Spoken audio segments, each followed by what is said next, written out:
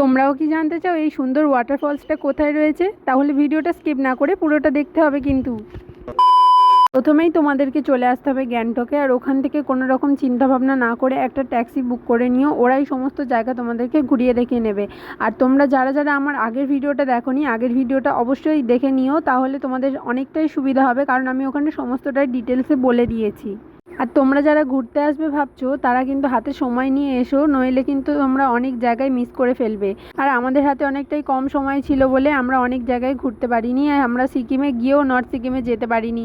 এতটাই আফসোস রয়ে গেছে আমাদের। তো আর এবারে বরফ দেখা হলো না, তো নেক্সট টাইম চেষ্টা করব বরফে ঘুরতে যাওয়ার, কারণ আমার জীবনে একটা ইচ্ছে বলতে পারো যে আমি বরফ দেখব আর অনেক অনেক মজা করব। তারপরে আমরা যে জায়গাটাতে এসেছিলাম সেটা হচ্ছে লাসা ওয়াটারফলস। ভীষণই সুন্দর একটা জায়গা, আর কত মানুষের ভিড় রয়েছে এখানে। যেহেতু এখন বর্ষাকালে পাহাড় দেখতে ভীষণই ভালো লাগে, তো সেই কারণে এখন মানুষের ভিড়টাও প্রচুর রয়েছে। আর এখানে আসলে কিন্তু তোমাদের ফোনের স্টোরেজটা একদম ফুল হয়ে যাবে, কারণ এত সুন্দর জায়গার এত সুন্দরভাবে ডেকোরেশন করা রয়েছে। আমার তো খুবই ভালো লেগেছে এখানে এসে। আর তোমরা এই ভিডিওটাতে অনেকেই জিজ্ঞেস করেছিলে যেটা কোথায়, তো আমি তোমাদের সবটাই বলে দিলাম। আর এখন তো আমার কাছে পাহাড় খুবই প্রিয় হয়ে গেছে, কারণ প্রকৃতির এত সুন্দর সুন্দর দৃশ্য হয়তো পাহাড়ে আমি কোনোদিন না আসলে হয়তো জানতেই পারতাম না। আর আমার মতো কারা কারা পাহাড় প্রেমী আছে অবশ্যই কমেন্টে জানিয়ে যেও। তো দেখা হচ্ছে তোমাদের সাথে নেক্সট কোনো ভিডিওতে।